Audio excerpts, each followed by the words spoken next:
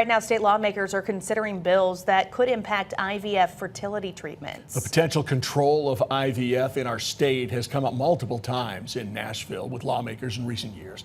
Lexi Lepoff investigating this for us here today. Lexi, you're finding out how this could impact families. Yeah, Ted and Casey, this has been a reoccurring conversation in the State House for years, since 2022 when Roe v. Wade was overturned, leaving regulations on reproductive health up to the state. Now several bills involving IVF are moving through the General Assembly right now. Some lawmakers say regulations will keep fertility treatments accessible, but advocates argue it could do the opposite.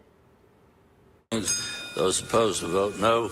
Let every member cast their vote when the bell rings. The Tennessee Senate lit up with yes votes, unanimously passing the Fertility Treatment and Contraceptive Protection Act, guaranteeing the right to treatments like IVF. The charge was led by Knoxville Republican Senator Becky Massey. Having received a constitutional majority, I declare it passed.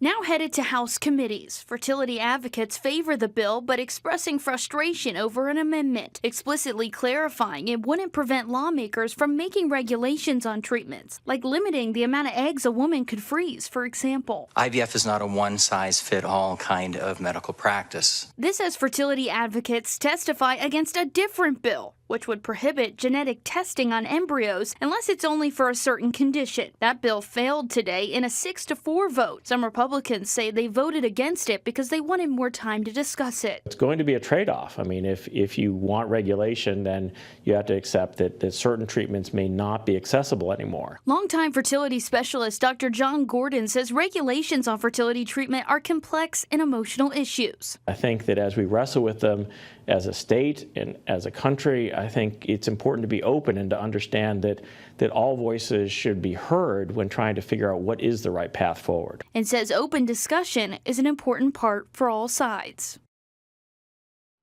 Now that bill from Senator Massey is set to be heard in the House Health Committee. Now there's also a constitutional amendment moving through right now that establishes personhood. It's a language that says life begins at fertilization, and there's an effort to put it in the state constitution.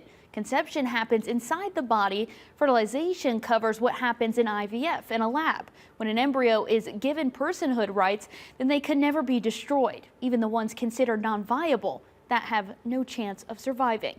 Now we're going to keep watching all of this and of course keep you updated. Yeah, so many layers to this and it can be complex. Lexi, thanks for breaking it down.